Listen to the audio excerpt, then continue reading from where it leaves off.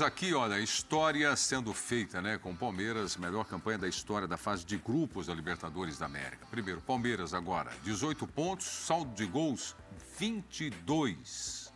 22 gols de saldo. O segundo melhor foi o Boca em 2015, também 18 pontos. E o saldo 17 gols, o Vasco da Gama em 2001, com 11 gols, e o Santos 2007, os mesmos 18 pontos, com um saldo igual o do Vasco da Gama de 2001, 11 gols. São as belas campanhas. Bom, com o que disse ali o Abel, ele falou, olha, para mim não tem diferença jogar fora, jogar em casa, decidir em casa. Nós jogamos do mesmo jeito. Eu só, por curiosidade, fui pegar os jogos do Palmeiras nessa fase de grupos fora de casa. Então é um pouco difícil de questionar, né? Venceu o Deportivo Táchira fora por 4-0, o Emelec por 3-1 e o Independente Petroleiro por 5-0. Aí ele faz, assim, por ser europeu, é o que ele está dizendo, que a mentalidade, e isso a gente vê em muitos jogos que a gente transmite aqui. Equipes, eu estou falando de equipes grandes, né? Não estou falando de equipes pequenas, seja na Premier League, na Liga Espanhola, na Alemanha. O pequeno é pequeno em todo lugar. A gente está falando, ele está dirigindo um time grande, que é bicampeão da Libertadores. Então ele está inserido num contexto técnico de América do Sul e ele é bicampeão. Eu concordo com ele. Eu não vejo o Palmeiras assim, ele não modula, né, a vontade, o desejo do Palmeiras em função de onde ele está. Eu concordo com ele. Allianz, Barueri. Então, é verdade, eu acho que... Fase de grupos, né, gente? Então, eu acho que é isso. Assim, é verdade que tem sido assim, é verdade que o time ele não tem mudado de acordo com o campo onde ele joga, porém, é bom lembrar que na final do Campeonato Paulista, o Palmeiras talvez tenha feito a sua pior partida na temporada fora de casa contra o São Paulo, e foi uma vantagem indiscutível ter aquela certeza de que, jogando no Allianz Parque, você ia competir. E queria jogar no ar. Se você, Tem um fator aí. Fazia questão de jogar no seu estádio. Eu acho que tem uma coisa que muda também. No mata-mata, o seu segundo jogo, ele é uma decorrência de tudo que aconteceu na primeira partida. Exato. Então, assim, no mata-mata... É o caso da final do Paulista. Isso, ele pode... Que ali havia uma extrema necessidade de dar a volta por cima. Um monte de gol, é isso. Mas, assim, no mata-mata, você, às vezes, estrategicamente, mexe na sua equipe de forma a usar os espaços que o adversário vai deixar, a explorar o adversário. O que ele está dizendo, eu vejo de outra forma. Assim, se você pegar nos pontos corridos ou nessa primeira fase, ele vai jogar do mesmo jeito. Agora, no mata-mata, eu posso ter circunstâncias que eu quero te pegar na curva ali, uma falha tua, uma necessidade. E é onde o Abel vai muito bem, inclusive. E ele vai bem. Ele quer dizer que ele está abrindo mão de nada. Exato. É estratégia de competição. Né? Fase de grupos, ele tinha esse grupo. Isso poderia, eu acho fantástico. Assim, eu acho lindo que ele pudesse, a gente pudesse ver mais isso presente no futebol brasileiro, porque o futebol brasileiro vive essa diferença. Está na nossa alma. Jogar em casa e jogar fora, tem times que você olha e você fala assim, são irreconhecíveis. E né? mais, Calçade, na Libertadores, historicamente, tem no Brasil. Acho que isso está mudando um pouco, porque aos poucos está mudando também a diferença técnica e de potencial dos times brasileiros para os seus adversários. Mas, historicamente, aqui no Brasil, foram inúmeros, foram centenas de jogos que os brasileiros iam jogar fora e partiam, entravam no avião com aquela ideia de que o empate era um bom resultado, mesmo que você tivesse um time muito melhor do que o seu adversário. Era irritante. Era irritante. Alimentado por aquela coisa, porque é Libertadores, fora de casa, você não sabe o que é. Mítica da Libertadores. Você começa a acreditar nisso. Exato. Então, acho que assim, ele está se referindo muito, quando ele dá a resposta que ele deu, acho que ele está se referindo muito a isso, essa lógica que existiu e acho que ainda existe de fato, mas para mim existe menos hoje no futebol brasileiro, de que empate fora de casa é sempre um bom resultado. O Palmeiras viveu isso num jogo que eu transmiti, se eu não estou enganado, 2019, que teve o Boca Juniors, que jogava bem contra o Boca na Bombonera, fez 1-0, recuou e tomou a virada. E depois se complicou. Depois não andou mais. Eu acho que ilustra exatamente esse pensamento agora do Abel Ferreira, como vocês destacaram muito bem, fase de grupos. E isso não quer dizer que ele não vá diante de um placar favorável e falar assim, eu vou agora baixar a minha equipe, E vou me aproveitar dessa saída. Porque essa decorrência que você falou, do primeiro para o segundo. E até do jogo. Porque isso pode estar presente num jogo, eu sei lá, estou ganhando 2-0 de um adversário fora de casa. Pô, eu vou... Porque ele faz isso muito bem. Tem treinadores, aí as diferenças. Tem treinador que quer controlar o jogo só pela bola. Então tem que ter a bola o tempo todo. Tá ganhando de 1, de 2, de 3, ele quer a bola. Não vai te entregar nunca. E tem treinador que pensa o seguinte, este 1-0 vai me dar grandes vantagens neste jogo em função disso, daquilo outro. Aí ele joga desse jeito. Porque o Abel, com o Palmeiras, consegue controlar o jogo pelo espaço, sem a bola. Ele consegue fazer isso. Tem outros que falam de forma alguma. Eu só sei controlar pela bola. Então tem diferenças de pensamentos sobre o jogo. E isso, Preto, pode confundir. Falar, não, o Abel joga ali de tal jeito, ali no fundo do campo, marcando, ele não ataca. Bom, acho que depois de 25 gols... Acho que hoje essa discussão ela nem existe mais, ela já foi, ela já fez até sentido. Hoje, quem continua batendo nessa tecla realmente parou um ano atrás. Mas só tem um ano e meio de trabalho, que mostra que que é possível evoluir, né? É claro, é óbvio. Isso é evidente. A evolução foi muito clara e indiscutível.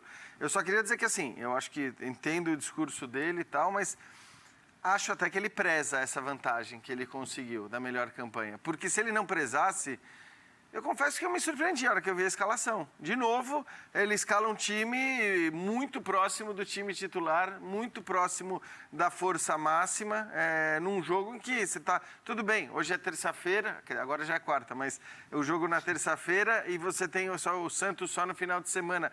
Mas para ele que tem reclamado tanto, né? Semana que vem mas ele entrou com... A próxima semana, a semana seguinte, né? Mas já ele não entrou com outros times, vamos colocar reservas aí em jogos lá de segunda rodada, terceira rodada. Entrou então. Mas é que eu acho... Não dava para imaginar antes do jogo que pudesse, por exemplo, dar uma goleada. Cadê? Eu acabei de falar os resultados agora há pouco. Não, sei lá. O Tátira, por exemplo, na abertura, os 3 no Emelec, os 5 no Petroleiro. Eu penso, assim, já ficou muito claro que essa comissão técnica faz avaliações muito criteriosas e minuciosas de cada jogador, ele demonstra essa preocupação, então eu não estou aqui discutindo ou contestando e tal. Mas me surpreende porque ele reclamou bastante, né, da quantidade de jogos e tal, e a gente viu o Palmeiras jogando com seus principais jogadores contra a Juazeirense, viu jogar hoje contra o Deportivo Tátira num jogo em que o Palmeiras até se empatasse pro saldo que tinha. Emelec semana passada, antes do jogo contra o Juventude. Mas próprio Juventude, né? Então, assim, ele tem usado mais Veiga os titulares, porque está desfalque. Né? E descansou o Danilo. E descansou o Danilo para aproveitar os bons sinais do Gabriel Menino. É isso. E acho que esse é um outro ponto importante, né? Assim, Por quê? Porque ele não descansou para ele. O Danilo viaja agora já para a seleção. Sim. Eu acho que tem muito disso. Eu acho que a leitura é perfeita nisso. É isso. É menos para o Danilo e mais para o Gabriel Menino. Eu preciso contar com ele e ele me dá bons sinais. Depois de um tempo, ele tem me dado bons sinais. Então, conto com ele. Eu acho que até porque, só um parênteses, o Atuesta foi convocado também. Quer dizer, ele perdeu o Jailson, a Atuesta está convocado, está ficando sem opção mesmo. Então ele vai precisar do Gabriel Menino. E ainda bem que ele está dando a resposta. Né? Mas acho até que no jogo de hoje, são seres humanos, né? Em alguns momentos, o Palmeiras deu teve tranquilidade excessiva na partida. E falar, quer saber, cara? Assim, eu acho também. Tá tranquilo, vamos ganhar, tal. Em alguns momentos da partida. Mas depois recuperava. E, sinceramente, é assim mesmo. Não tem como você exigir 100%. Que aconteceu contra o Emelec. Isso. Tem acontecido. Tem que ser assim, na verdade. Eu acho que é um relaxamento pelo contexto do que um time que relaxa por displicência. O Palmeiras faz 2-0. Não é displicência. 20 minutos, acelera, 2-0. Controla. Um golzinho no início do segundo tempo. Acelera. 3. E aí o jogo fica ao gosto do Palmeiras o tempo inteiro. Em nenhum momento, 2-1, tomando sufoco, será que vai tomar um empate? Caiu por uma displicência, não, é um controle, não adianta. É jogo. Vai ter 5 dias até domingo, mas é jogo em cima de jogo. Semana que vem tem uma semana cheia. É um elenco completamente desfigurado, teve mais gente convocada agora, talvez fique um problema para escalar a zaga, você falou da Atuesta, o menino, eu tenho que recuperar. Então, você está sempre escalando hoje, olhando domingo. Escalando hoje, olhando o outro domingo. Então, é absolutamente... O Palmeiras hoje, e aí vem da maturidade. Ah, mas a tabela do Palmeiras é muito fácil. O Sporting Cristal, com todo respeito, é um time fácil. Só que o Palmeiras, pela maturidade, por tudo que a gente está conversando, o Palmeiras estica a corda, resolve e volta. Estica a corda, resolve. O outro time que jogou hoje, que a gente estava comentando aqui, o Flamengo, cara, estica e não vai, e não cria. E é uma diferença gritante. Aí eu tem que relaxar em algum momento, porque não dá. Tem um outro ponto que eu acho assim, a gente não pode nunca esquecer que essa é uma competição. Que tem outros clubes interessados e vendo o que está acontecendo. A gente está falando aqui do saldo de gols, que pode fazer diferença para uma colocação ou outra, tal. Hoje, o Sport Center da tarde estava mostrando uma discussão dos nossos colegas na Argentina. E assim, eles foram muito claros. Do respeito, né? Palmeiras. Vocês estão vendo, né, assim, alguns... Com relação ao quê? A título? Aos debatedores falando, assim, exatamente. Vocês estão vendo o que está fazendo o Palmeiras? A gente está aqui falando do Boca, a gente está aqui falando do River. Vocês estão vendo o que está fazendo o Palmeiras? A pergunta era qual time ia ser batido. Eles falam Palmeiras. E é isso. Não titubeavam. E eu acho que aí tem... Aí Colossal, volta... eles falam, né? É. Colossal. Aí volta a coisa emocional, psicológica e de observação da competição. O Palmeiras, quando termina a primeira fase, a fase de grupos, com a pontuação que tem, O recado. com o número de gols que fez, e ainda por cima, escreve lá, dá o carimbo, melhor campanha histórica, isso é um recado, isso é estresse para o adversário. O adversário que a gente vai ficar conhecendo na sexta-feira, e quando sair lá a bolinha, é o Palmeiras, o adversário já tem um nível de estresse. Então, eu acho que é muito importante isso que o Palmeiras fez, a forma que o Palmeiras conduz as coisas, e é muito importante, a gente viu a entrevista do Paulo Souza, a gente viu agora a entrevista do Abel. É muito importante a sequência de trabalho, gente. Porque ele ali na entrevista coletiva... O Paulo falou isso. Ele deu 1000 recados. O Paulo falou. Ele listou que ele precisava ajustar com o tempo. Não consegue. Cara, só que assim, é isso, mas a gente sabe que depende das conquistas. Isso provavelmente no Palmeiras também. A gente está falando de um técnico que ganhou as 2 Libertadores. E talvez por ter ganhado as 2 Libertadores é que ele permaneça como técnico do Palmeiras depois de 1 ano e meio e tal. E o Paulo Souza vai entrar agora numa fase de mata-mata que, em geral, no O futebol... estresse está com ele. É isso. Em geral, no futebol brasileiro, quando você entra nessa fase do jeito que você está entrando, estou falando do Paulo Souza, com essa carga nas costas, com essa mira apontada para você... Se você cai, você já sabe o que vai acontecer. Você já sabe o que vai acontecer. Se você cai, você cai. É isso. Então, e o próprio Abel falou sobre isso, né? O próprio Abel falou sobre isso, lembrando do que foi a reação de muita gente, inclusive de muitos palmeirenses, depois da eliminação no Campeonato Paulista, né? Daquele time... Estressante. Depois, exatamente. Estressante, paulista. Então, assim, cara, é difícil aqui, viu? É difícil a vida dos caras, é complicadíssima a vida dos caras, dos brasileiros, dos portugueses, de quem quer que seja. Só que os portugueses, evidentemente, eles estão menos acostumados a essa insanidade. Os brasileiros já sabem que a banda toca desse jeito. Os portugueses, eu tenho certeza que eles vão voltar melhores. A gente falou isso, né? Porque... Você vem aqui, conhece o caos, você consegue sobreviver no caos. Pô, quando você vai... Você treina num campo esburacado. A hora que te dão uma grama lisinha, você joga bem, né? Para alguns, outros vão se complicar. O Data ESPN passou um negócio legal aqui. Nas últimas 5 Libertadores, o Palmeiras tem 17 vitórias por pelo menos 3 gols de diferença. É muita coisa. Sendo 10 por edição. Sendo 10 do Abel. Então, porque o Abel não disputou as 5. O Abel tem 10 vitórias. 17. O Abel, o time dele tem 10. Abel. O retranqueiro Abel tem 10 vitórias por 3 gols de diferença ou mais. O Flamengo tem 9, o River Plate tem 7 e o Boca tem 7. Então, só o Palmeiras do Abel, do retranqueiro. Deixa eu fazer uma pergunta aqui, não vai dar para todo mundo responder. Vai para você, então, o Marra, porque o Jean estava falando até agora, o Pedro também, e o Calçado estava no jogo do Flamengo. Gustavo Scarpa, 3 gols hoje. Atuou muito bem. Que lugar que ele atuou hoje? No lugar do Rafael Veiga? É ali que ele rende melhor? É ali que ele gosta de jogar?